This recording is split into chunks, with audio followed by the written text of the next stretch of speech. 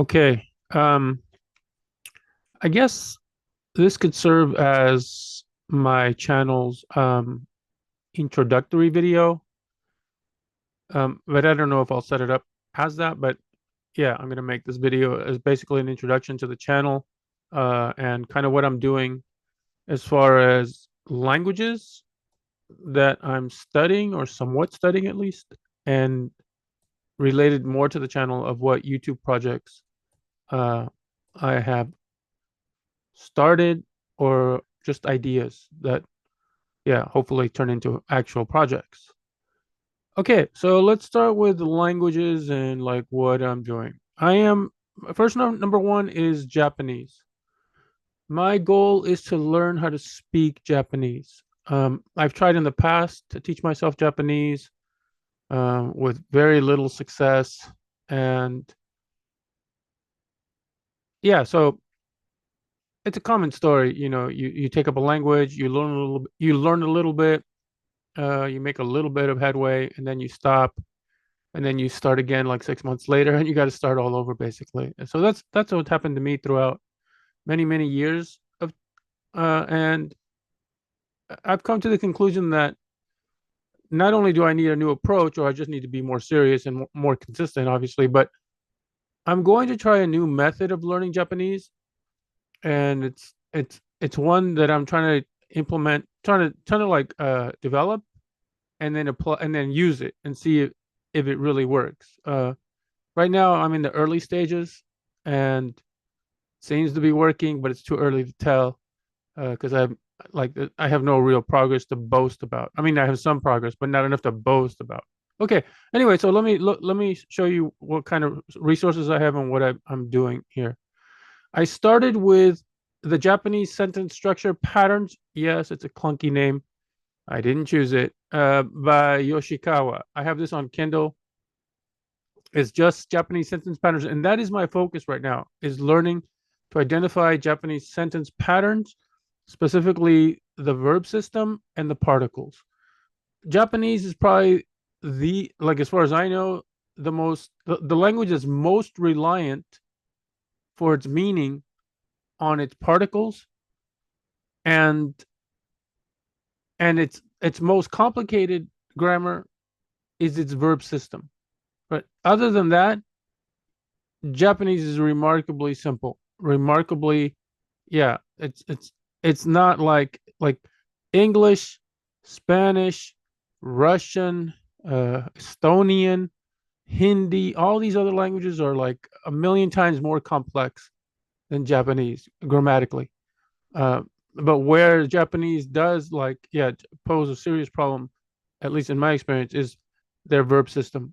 Okay, so I am focusing now. I'm just using Romaji uh, to focus on learning the Japanese sentence patterns or sentence structures or some grammatical constructions. Um, yeah, and so that's in the works. So I've started, as I said, the Japanese sentence structure patterns by Yoshikawa. I've started the Japanese particle workbook by Kamiya. Uh, I have a reference of Japanese sentence patterns for effective communication by Kamiya.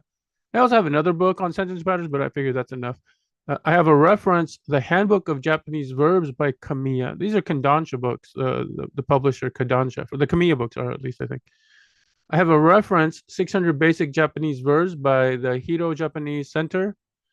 And then as a full-on text, like when I'm ready to like maybe even consider like learning hiragana katakana, I'm not sure I will, and kanji probably never. But even if I don't, like just as a full-on text, like lessons, vocabulary, exercises. I've chosen Basic Japanese by Martin and Sato. I'm not in love with this book, but it's like it seems pretty good. I've looked at Genki. I'm not a great fan of Genki. I've looked at the other books, the Mina something something. No, thank you. It's all in Japanese, and I'm not trying to learn how to read Japanese as far as kanji and hiragana and katakana go. So, yeah. So this Basic Japanese looks okay, but it's not written in stone that I'll end up using this one. Okay, and yeah. So as I mentioned earlier, I should have put this on my projects. but I'll just, since it's already here, I'm going to try to produce a series of videos on how you can learn Japanese if it works for me through focusing on the sentence structures and the particles. And then everything else is basically in English. So it's kind of like code switching. That's why I call it the code switching method. All of the nouns will be in English. All of the adjectives will be in English. All of the adverbs will be in English initially. And because the particles and the verbs will be in the Romaji, the structure of the sentence will be more conspicuous. And what you'll be drilling will be the Japanese. Because so if I say something like my name is Carlos. So if I say something like Carlos wa teacher des, Carlos wa teacher des. I know if you guys hate Romaji, you're gonna hate this code switching method that I'm trying to develop. Anyway, so Carlos wa teacher des. So obviously the Japanese is the wa and the des. Carlos is just my name, and teacher is obviously English. But that sentence structure of Carlos wa teacher des can teach you the A is B sentence formula, let's say, right? Like she is a doctor, they are students, we are nurses, you guys are my friends. So that sentence structure, you know that you can use it with the wa and the des, right? Okay, so and through using, and I'm going in deeper into this than I wanted to in this part. So this is the idea. This is a YouTube series of teaching you Japanese through Romaji cum English, which means together with, not what you perverts think it is. And so so if you hate Romaji, you're gonna hate this system. And if you hate Romaji, you're really gonna hate this system because I'm gonna use English words in as part of the Romaji sentences, as part of the Japanese sentences written, expressed in Romaji and with English. And slowly over time, as our vocabulary builds, like everybody knows sensei is teacher. So now I can say Carlos wa sensei des. And you're like, oh, okay, I know what he's saying. He says Carlos is a teacher. Right. And then if you know watashi means I can just say watashi wa sensei des. And you're like, oh, he's saying I am a teacher. And if you know anata means you in a very casual way, then if I say anata wa sensei des, then you know I'm saying you are a teacher. Right. And so, but if we start slow, right? If we start slow, like if I say something like anata wa tomodachi des, you're like, wait, I don't know what tomodachi means. Yeah, right. So that's the idea. Like, and if you try to figure out the sentence patterns, like new sentence patterns, the wa des pattern is really easy, but the tomodachi words will throw you off because it's too much, right? And so to mitigate uh, confusion, we just use English, and then slowly we start to plug in Romaji words or Japanese words for the English words, right? Where tomodachi means friend. So, anata wa tomodachi desu. You are my friend, or you are, well, it's the implied that you are my friend, but I don't have to say my. I can say my, but I don't need to hear. Okay. Anyway, so that's the series, and maybe I'll talk about it again later, but when I get to actual projects. Okay, so I'm a self-learning post-beginner because as I said, I have tried to learn Japanese many times on and off, and never too serious. But yeah, okay. I'll say more about this. Read in Hindi. Just read in Hindi. It's a very limited goal. It's not speak Hindi. It's not become conversational in Hindi. It's not become fluent in Hindi. It's just read in Hindi. So I have finished the book Hindi Script Hacking, and I made a ton of modifications to her system, which was a good system. I recommend this book, by the way. If you're trying to learn the Devanagari script, the Hindi, the alphabet, the script that Hindi is written in, I recommend this book by Meyer. I also recommend um, altering or modifying her mnemonics to suit your own intuitions, and sometimes you'll just come up with stuff that's more clever than hers, and I think I've done that. Uh, and certainly I've done it with respect to what I find more intuitive. Right. Anyway, so but it's a very good book, very helpful book. Um, I've had 2 lessons with a Hindi tutor on Preply. Her name is Pooja. Recommended, by the way. Recommended, by the way. But she's just correcting my reading, and then of course every once in a while I ask her for the meaning of words, and then I understand what I'm saying. But that's not the goal. The goal is just I want I want to be able to read in Hindi. And Hindi is not hard to learn, by the way. Don't be intimidated by the little clothesline snakes. It's it's their system of, I think it's called Sandhi. It's their system of sound changes when certain consonants are next to each other. That's the monster in learning how to read Hindi correctly or appropriately or fairly fluently. So I'm just now, like, I think I recognize like 90% of the letters on site. Like when I see them, I know what they are. I know what sounds associated with them, but I'm still just starting into the sandhi, the value changes of the phonetic value changes. Uh, that yeah, when certain consonants are next to each other. So I'm not. I can't say I really read Hindi yet, but as far as recognizing the alphabet, I'm almost 100% now. And then as another book that I've chosen as like my text, my self-learning text, is Hindi for Beginners: A Guide to Hindi by Narain and Mehrotra. Again, I'm not in love with this book, but it's the best that I found so far. And so until something better comes up, I plan to use this as my like textbook for as a self-learner. And so I'm a beginner in Hindi. I'm not a self-learner anymore because I have a tutor. Okay. Third language, Latin. I want to translate in Latin. Um, if you see on the bottom where it says status, I have some formal education. I took I took Latin 1 at UCLA. I got an A. I took Latin 2.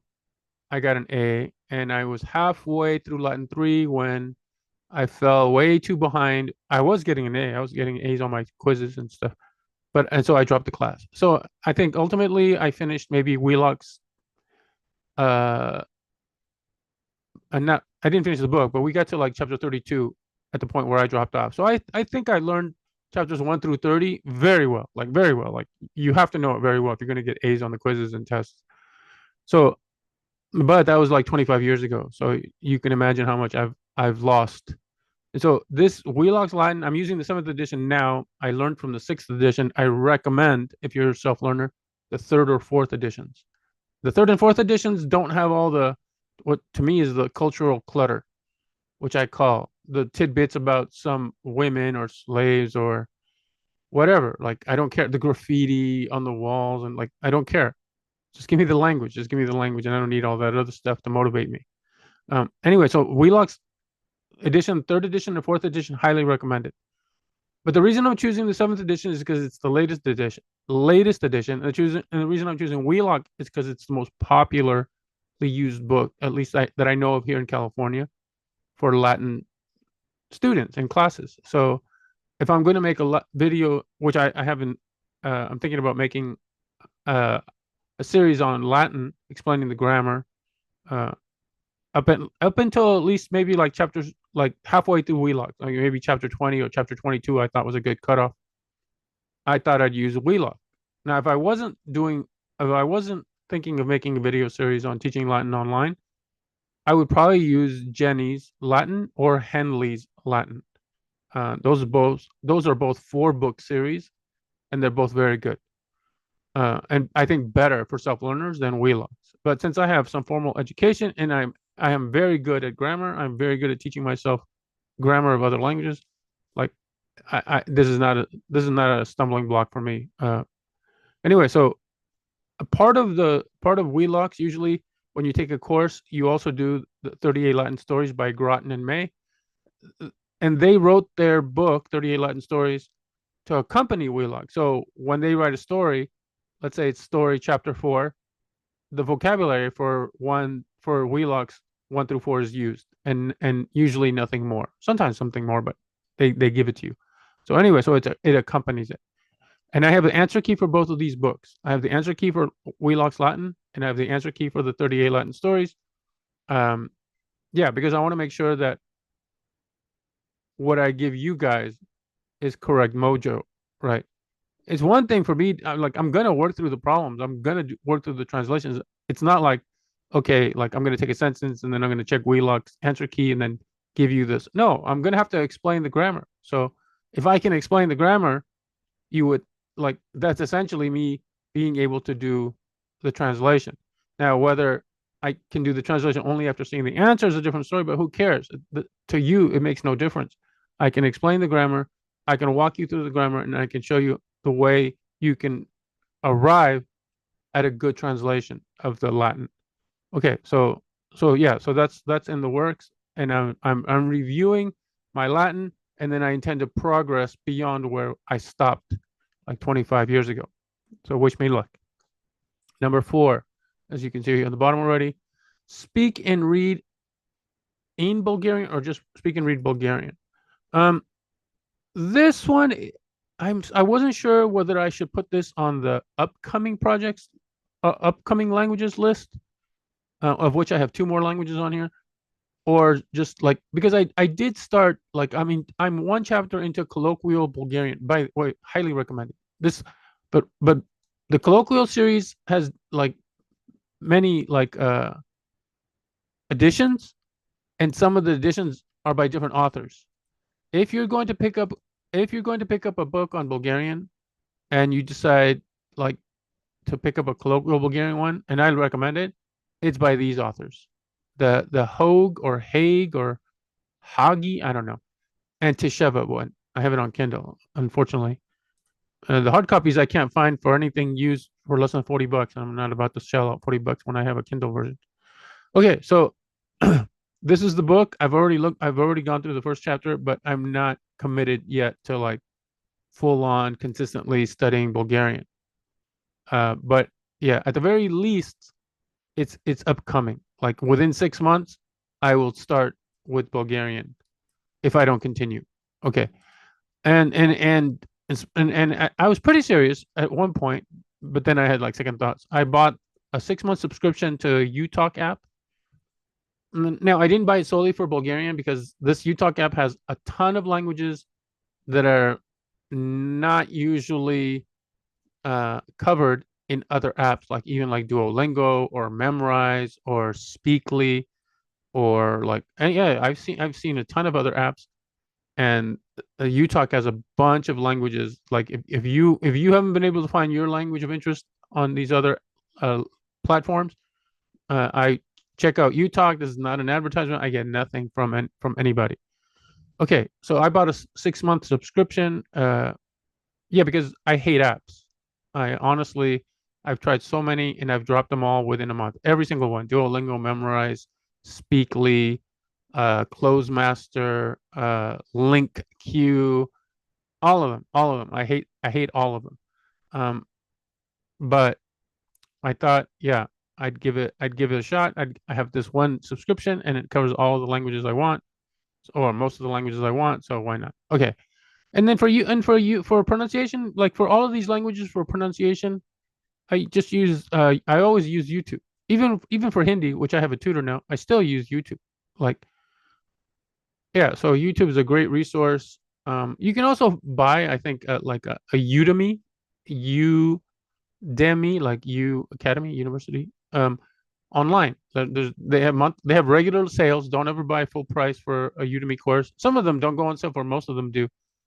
Yeah, you can usually get a Udemy course from like $13 to like I don't know, $18. Like if you see something listed for like 25, 50, $100, don't buy it.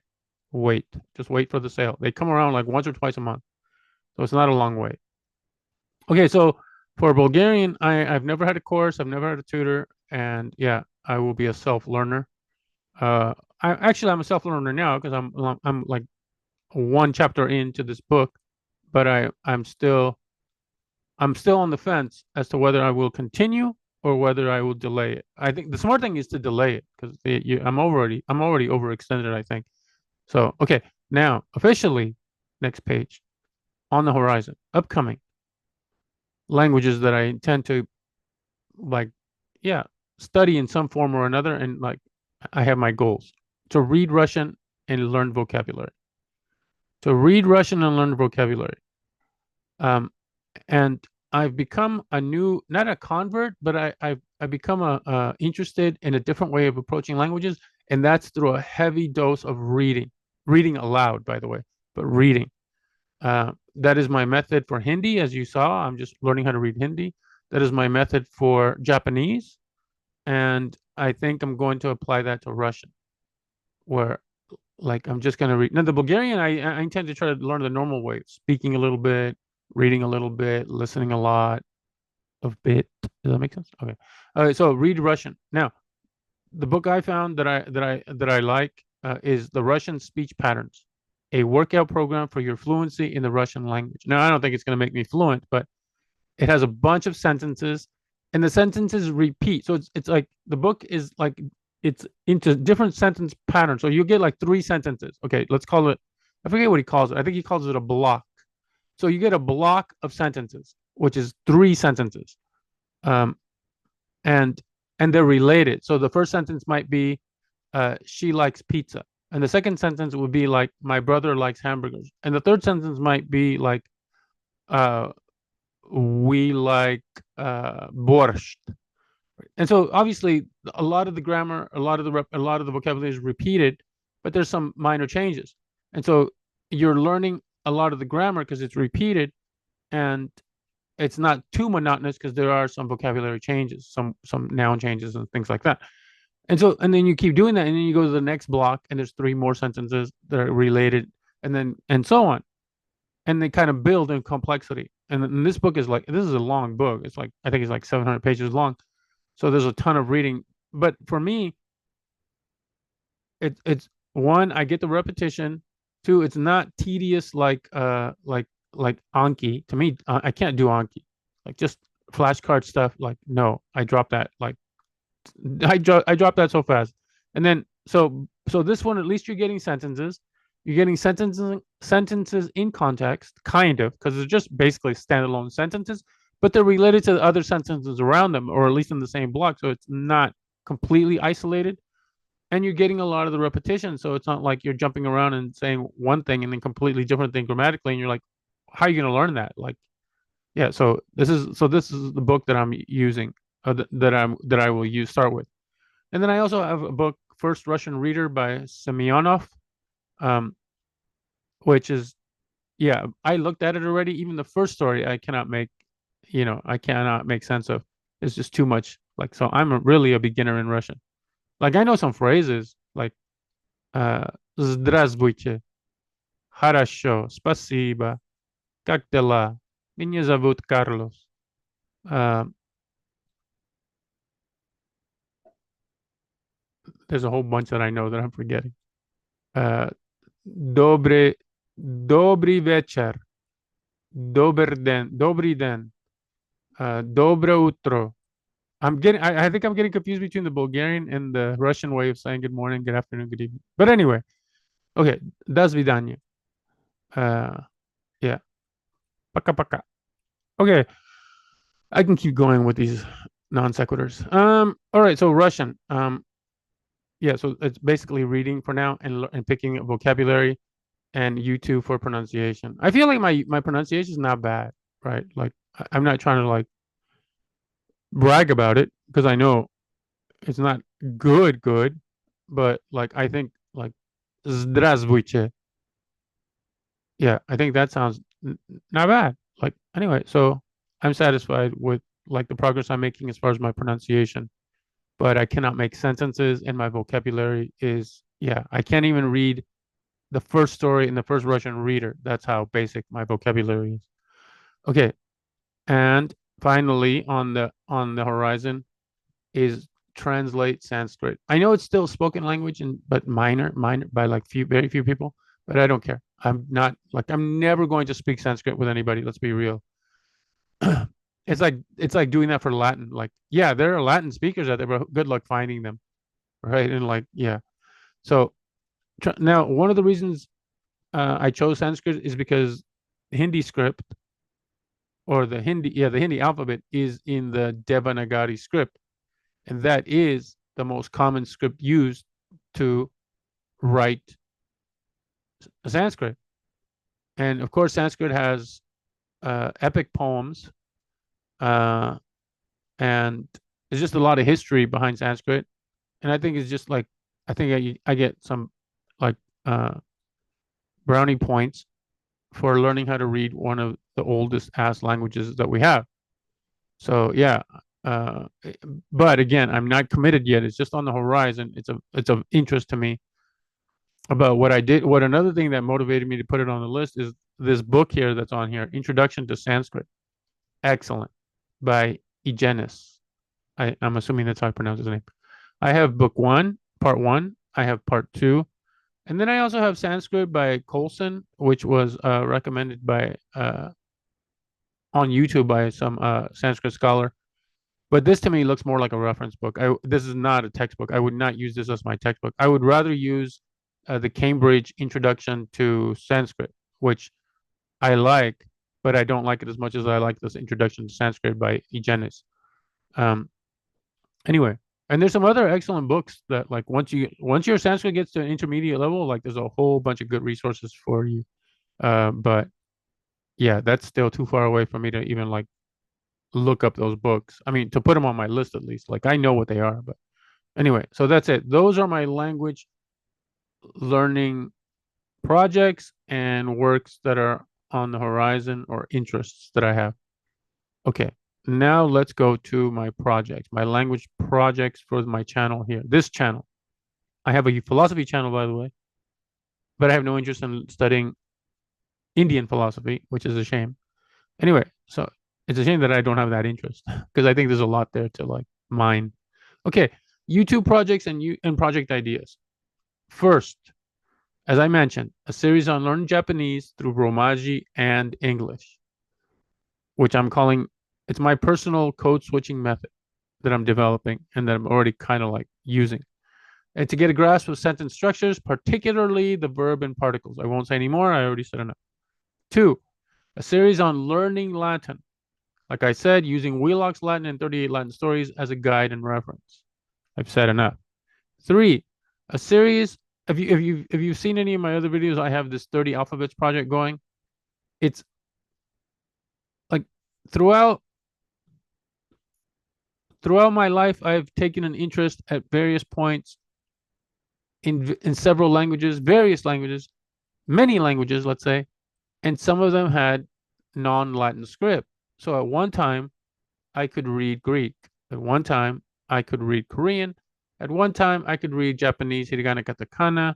At one time, I could read um, Yiddish. At one time, I could read biblical Hebrew. At one time, I was close to reading Armenian, but I never got fully there. I dropped it fast. So let's not count Armenian. Um, Same with Arabic. I got to where I could read the Arabic, but like yeah, it takes a little, but it was super slow reading. So Arabic, number seven. And then when you learn Arabic, of course you can learn how to read Urdu. Then you can learn how to read like I think Uzbek is written in the Arabic script. Um, yeah, so that's seven. I could read the Tifinagh, the Neo Tifinagh alphabet, which is kind of like what the Berbers use or the Amazigh people use. Um, like the Kabyle can be written in the Tifinagh. If you don't know what I'm talking about, like yeah, you'll see it one of these days. Super cool alphabet. Probably the coolest alphabet I know. Um, yeah. Anyway, so it's a series on teaching you, and it's just through practice and repetition. It's so like I put here, like you really have to be serious. I mean, I don't think anybody will sit there and learn learn how to read all the alphabets like I did. And I'm not saying that because it's impressive. I'm just saying because you wouldn't like what it would be weird if somebody had the same interest that I did in learning those alphabets. But if you're like, oh, I want to learn how to read Greek, like okay, watch my video series. It might be divided into two, and in like 3 hours, you'll learn how to read Greek. 3 hours, I almost guarantee you, 3 hours, you'll learn how to read Greek. Same with Korean. 3 hours, you're learning how to read Korean, maybe four. And some of these may be five, like Hindi. Like I think maybe like four or five. But if you want to learn how to read Hindi, right? I have a series on teaching you how to read Hindi. And for most of them, it's just going to be like I introduced the letters piecemeal. So here's the A, here's the B, here's the D, and then let's read words that only contain those letters. And usually I choose English words so that you can check for yourself whether you're actually reading that. Because if the word is cat and you somehow read dat, you're like, oh, you misidentified the C. or you misidentify the K. It was a K, not a D, right? You said that, but it was actually cat. So then you will be able to check using English to check, right? Using English phonetics or English words, so that you can check if you're actually reading the target alphabet correctly. Um, yeah, and then for some languages like Hindi, like I mentioned, like the mnemonics that I created, I think are excellent. Like, yeah, that's and that's the extent of my humility. The mnemonics I created for Hindi are excellent. Where I think I can teach you how to read Hindi in like 3 hours, maybe four. Like full on read Hindi. Okay, yes, again, the sandhi, the combination of vowels takes time. But like, can you recognize all of the vowels in the alphabet? Yes, you can. 3 or 4 hours. And do you know the associated sounds? Yes, you will in 3 or 4 hours. And like, if you've seen Hindi, like you would be normally like intimidated, like what the heck, like what is this? Anyway, so yeah, that's the various that's the 30 alphabets challenge. And some of these alphabets I have not learned yet, but I think my system works, and like I think it's just a matter of time, and like, and not a lot of time, like everything is a matter of time, but I'm talking about like 4 hours, I can learn how to read almost any alphabet. Okay. But of course, becoming a fast reader and understanding what you're reading and pronouncing words like kind of like natives is a different story.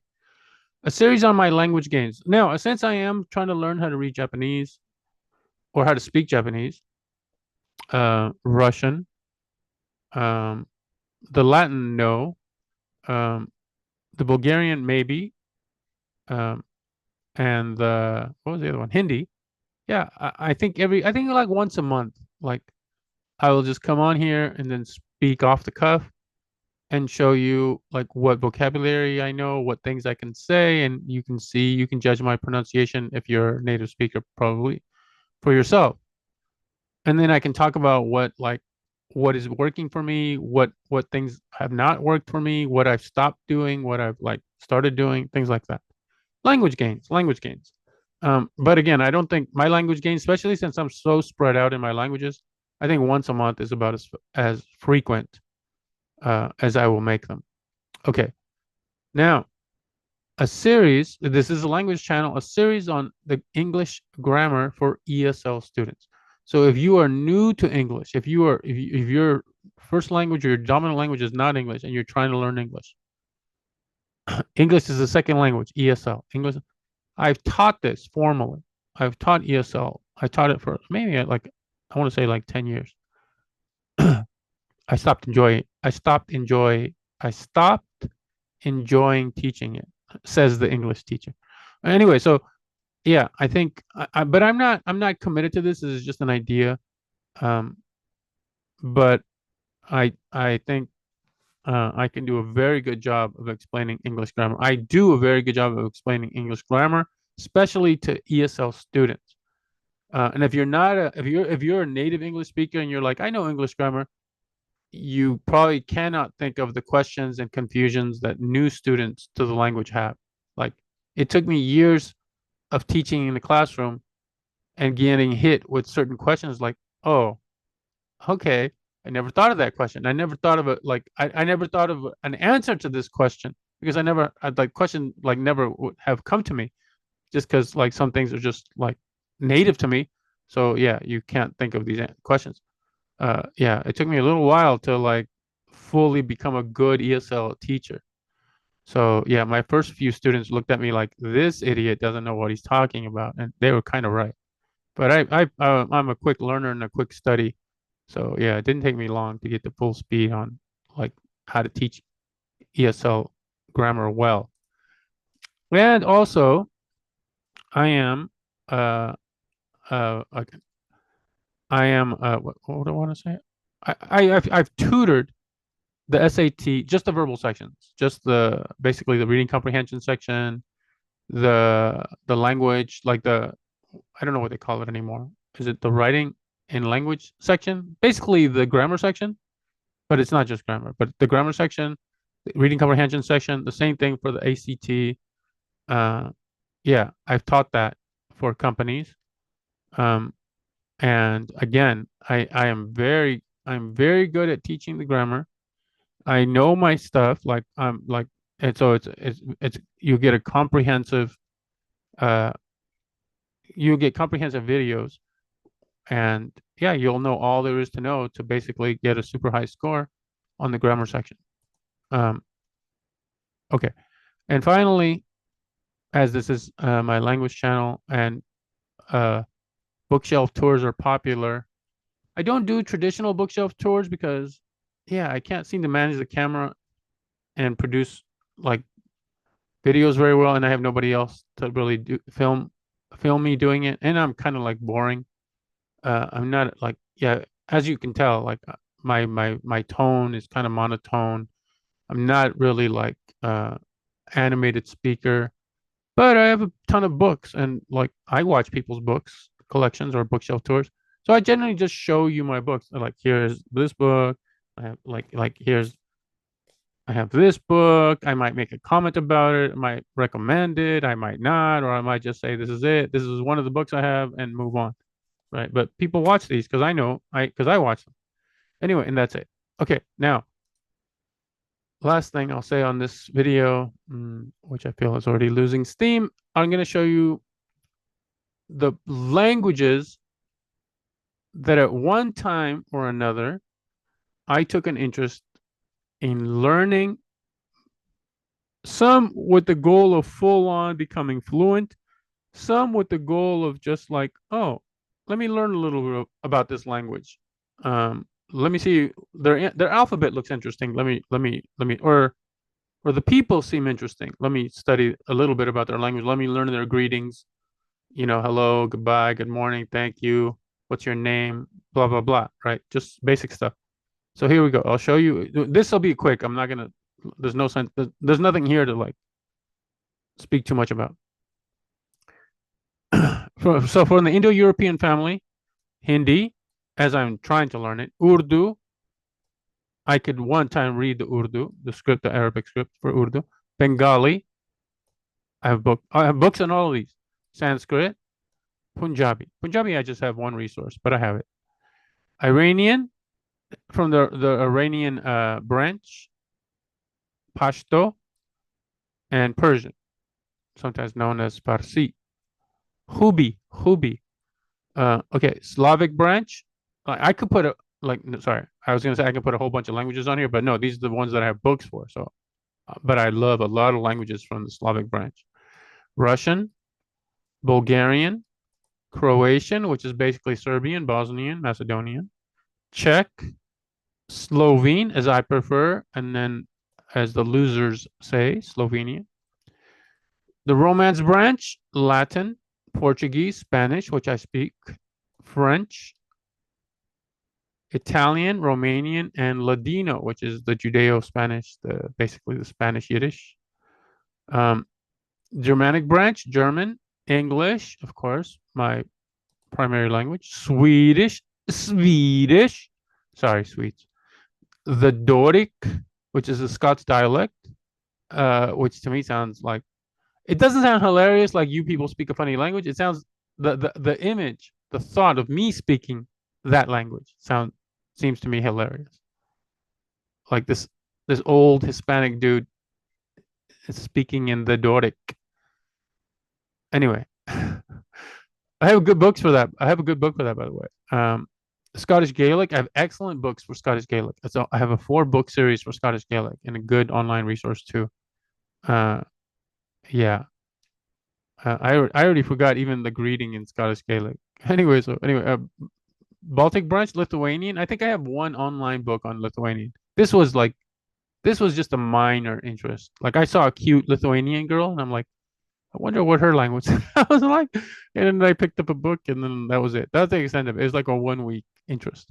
Uh, anyway, so Indo-European isolates. So they're in the European family, but they're probably like branches of their own. Albanian, Parliamendarit, Greek, also ancient Greek. I have a books on ancient Greek and Yiddish, like I mentioned. Okay. Now the Uralic family, Estonian. Finnish is also part of the Uralic family, but I've never had an interest in learning Finnish. But I do have an interest in learning Estonian and have an excellent book on Estonian. The Turkic family, Turkish obviously is the biggest one in the Turkish one, but I am more interested in learning Kazakh, and then also Kyrgyz and Uzbek. And to me, I don't know why, it's just my preference. Kazakh and Kyrgyz women to me are the most beautiful women in the world. Like that's just my preference. That's what like I find attractive. Now, it's not a big preference. Like come on, who are we kidding? Like Latina girls, amazing. Portuguese girls, amazing. Russian girls, Swedish girls, Hindi girls, Lebanese girl. All of these women, all countries have gorgeous women. But slight facial features that I like uh, is Kazakh and Kyrgyz. Anyway, enough of my prurient motivations for learning languages. The Sino-Tibetan family, Chinese Mandarin and Chinese Cantonese. I actually prefer Cantonese to Mandarin. I like the sound of Cantonese better, but I also recognize it's harder to learn. But I'm never going to learn these languages, I think. I have too many other languages that if I actually devoted time to learning Chinese, I would have to exclude like two or three other languages that I really want to learn. And I actually want to learn them more than I want to learn Chinese. So it makes no sense. Austro-Asiatic family, Vietnamese, another difficult language because it's tonal language. I am terrible with tonal languages. Like Japanese is hard enough for me, and that's mostly about pitch. But I can't even do the pitch right. But anyway, so tones, like forget it. But yeah, Southern dialect of Vietnamese, I have a books on. The excuse me, the Austronesian family, Tagalog. Everybody says Tagalog is easy. Tagalog to me seems super hard. Chavacano is a Spanish-based Creole language. I knew a girl who spoke Chavacano, and I speak Spanish. No, it was still hard to understand most of what she said. Indonesian, Bahasa Indonesia, and then Malay, obviously related, because I think Indonesian was derived from Malay. Okay, but these are supposed to be also these all of these actually are supposed to be relatively easy to learn. I have not found that to be true. But again, I'm not really one to speak because I didn't put a serious effort, and so then I don't think I'm qualified to judge. Next, Afro-Asiatic family, Arabic, and the only books I have are really for Fusha or Modern Standard Arabic. I didn't choose a Levantine Arabic or Moroccan Arabic or Egyptian Arabic. Yeah, like I thought I would start with Modern Standard, and then biblical Hebrew. I learned how to read, and I was translating. Very early stages, but translating, full on translating. Um, yeah, Dravidian family, Tamil.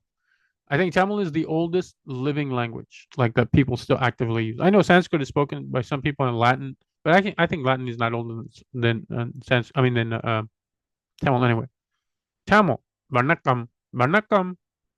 That's it. That's my Tamil. That's the extent of my Tamil. Varnakam. But I'm proud of the way I say it. Varnakam. Anyway, Armenian. There's Eastern. I have books on Eastern Armenian, but it's never my intent to learn Eastern Armenian. It's always been Western Armenian, but there's more resources for Eastern, so I picked up a book or two, figuring it would still help me, and it did. But yeah, constructed languages, Tokipona. I have an online book, the Tokipona. I think the famous Tokipona with a little yellow smiley face, I think on it. Yeah, Tokipona is actually not hard to learn. It's not easy. Yeah, it's not easy, but it's not hard to learn. But like, I couldn't devote even the time. Yeah, I couldn't devote that time to learning Tokipono because I figure I will never use this language. Like it's just a novelty, right? Okay, maybe that's belittling it, but like for me, it's just a novelty. Like Esperanto. Oh my God, what tragic, what tragedy. I'm shitting on Esperanto without really knowing much about it. Anyway, so the Niger Congo family, Swahili, right? Swahili is a lingua franca uh, in uh, in Africa, and also Lingala, which people don't know too much about. I actually like the sound of Lingala. They both have this vowel harmony and consonant harmony, where words change, so they kind of like harmonize and sound like the other words around them. Swahili has that, but Lingala has it even, I think, to a slightly higher degree, and I like the sound of Lingala. But Swahili is obviously like well, maybe it's not obvious, but it's just much more widely spoken. Anyway, we're almost done here. These are the last two. I have Korean. As I said, I could one time read Korean. And Korean is probably the other language besides Japanese, although it's not as heavily like reliant on particles for its meaning. So, and the only reason I noted that is because the the the code switching method that I'm using for Japanese, which is just focusing on the verb systems and the particles for now, is allowing me to understand sentences because I can see their patterns and I know the meaning that the pattern is lending to the sentence. And because all the other words like are not confusing. Uh, and so Korean also is heavily reliant on particles. So I thought like I think Korean can also probably like be taught using this code switching method. But that's to be seen. It hasn't even been proven yet for the for Japanese. But that's yeah, we'll see how that goes. So if I do try this code switching method of learning languages, it'll be on Korean after if I'm successful with Japanese. But other languages use not exactly particles, but they use like postpositions in a similar way as particles. Like Russian uses it. I think Hindi uses it. Um, yeah, other languages use like prepositions, but postpositions. And finally, Quechua. Quechua Cusqueño, the Cusco variety of Quechua.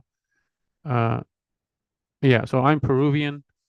My dad spoke Quechua. I don't know how well, but I know he spoke some. And